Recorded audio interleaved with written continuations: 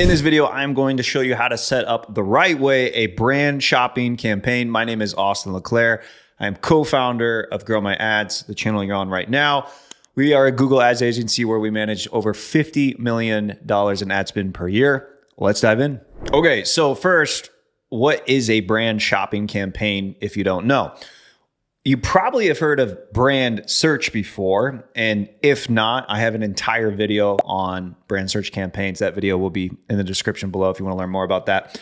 But if you own, for example, a company or website called bobscomputerparts.com, Bob's Computer Parts is your brand name. So it's your company name, just like Nike is Nike and Adidas is Adidas, right? So with search, it's very easy because you can bid on your own brand terms. With shopping, you can't because you can't bid on keywords. However, there is a way of setting up a brand shopping campaign where you predominantly just get brand terms to go to. And it's something that I like to do because in a video I did recently on a Google Ads strategy that's printing millions right now, that video will be in the description below as well if you're interested in checking that out. I talk about this framework of feeder campaigns using Performance Max if you're in e-commerce, and then brand protection, right? Brand protection would be brand search, brand shopping, but we don't want our brand terms. So again, if I'm bobscomputerparts.com, I don't want Bob's Computer Part terms going into my feeder campaigns, my regular shopping or my regular non-brand search. And I also don't want it going into Performance Max.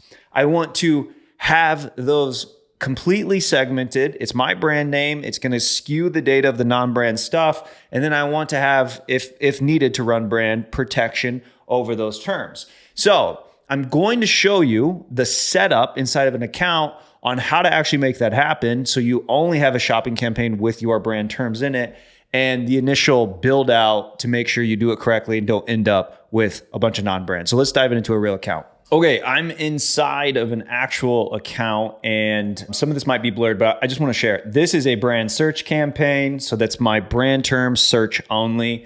We have a Performance Max campaign, a non-brand shopping campaign, a non-brand search campaign, and then, and this I can kind of unblur, this is labeled SH brand sectionals.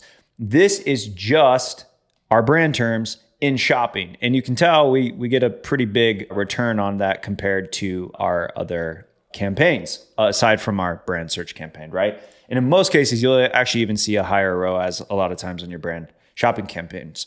Now, how did I actually make this happen? So this is a company called Home Reserve, right? If I hop into this campaign and I go into the search terms, you're mainly going to see clicks and conversions coming from Home Reserve. So Home Reserve, Home Reserve, Home Reserve, Home Reserve, Home Reserve, Home Reserve, etc. Right? So this is why we get a big fat return on it, is because it's pretty much people searching for us. And we do want to have that brand protection because we do have competitors that will show up in the shopping ads for our brand terms. Now, you can't just add keywords to a shopping campaign, as I've already talked about. So how did we make this happen? Well, we have a non-brand standard shopping campaign set up. In here, if I go into the negative keywords, I have my brand terms negated. So I have Home Reserve negated from this campaign. Then in my Performance Max campaign, I also have my brand terms excluded. And here I'm actually using something called brand exclusions. So my brand will not, so Home Reserve will not show in this Performance Max campaign at all. Okay, so I've got a Performance Max campaign and I've negated my brand from. I have a standard shopping campaign and I've negated my brands from. So if I create another shopping campaign and someone searches my brand, so in this example, Home Reserve, Google can't go here to this shopping campaign because I've negated it. It can't go to Performance Max because I've negated it. So it has to then filter on down to this shopping campaign because it's the only campaign where my brand terms aren't negated. Now, how do I hack it to only show for my brand terms?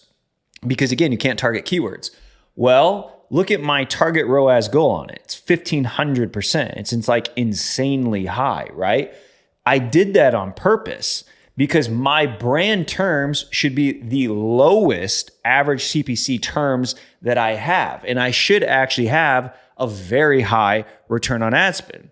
So Google's not going to show me for a bunch of non-brand stuff when I'm asking for such a high return on ad spend. My other campaigns are on way lower return on ad spend goals. So Google is going to yield to those campaigns for most of that non-brand search stuff. Now, will non-brand search stuff actually still sometimes come through? Sure, it will happen. You're going to get a few clicks here and there from some non-brand stuff, but in most cases, because the goal is so high, you're already going to filter it out just through the bid strategy alone.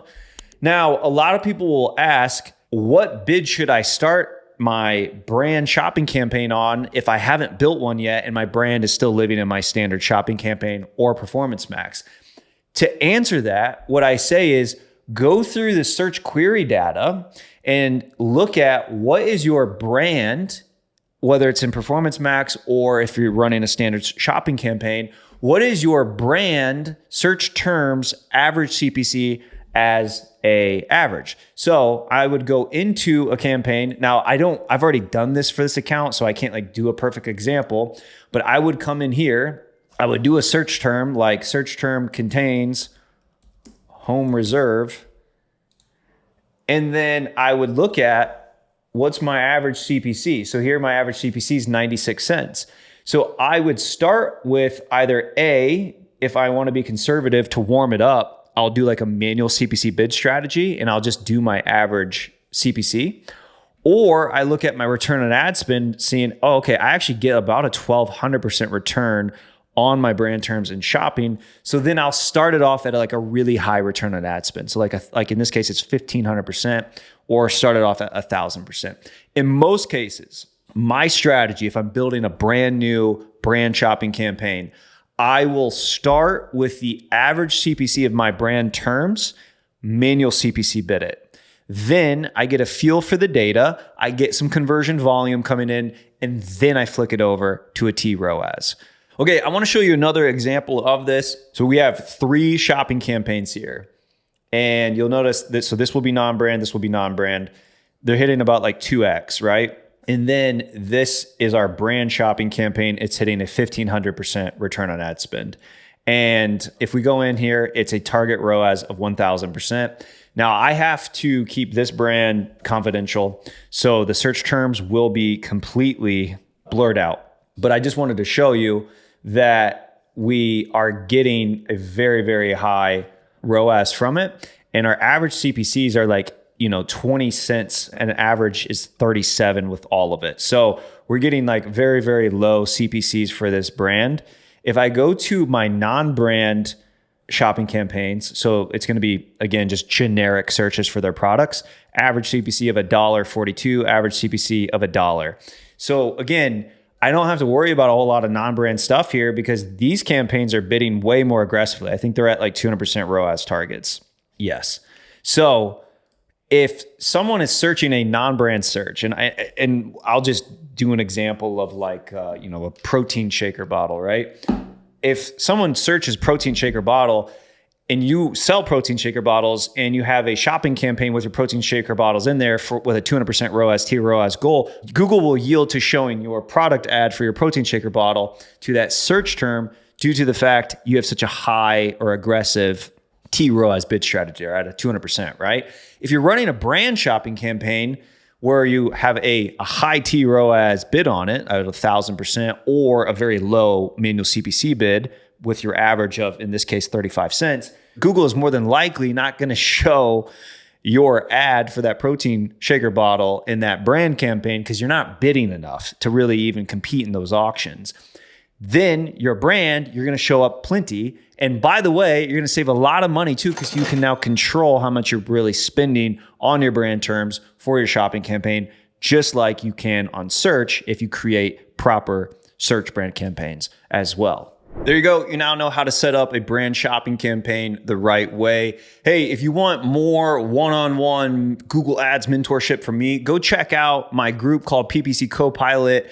The link to that group will be in the description below. We do trainings and Q&As and have a community full of other PPC experts. So if you want to learn more or get more mentorship from me, make sure to go check that group out.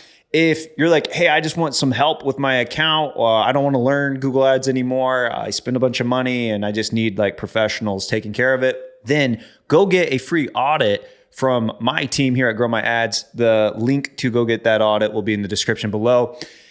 It's if you qualify, but it takes like a minute to go fill out the form to see if you like can qualify and get a call with the team. We will do a free audit. We literally will go in and dive into your account and give you practical advice on how to improve the results of your account or how to save money. Or if you're doing a perfect job, 100 out of 100, we'll tell you you're doing an incredible job. So at least you can get a third-party confirmation of how amazing you actually are and you're doing in your account. So again, if you want an audit, go get that audit. It's totally free if you qualify. And to go fill out the form to get the free audit is in the description below. And if you don't want any of that, that's cool too. I'll see you on the next video.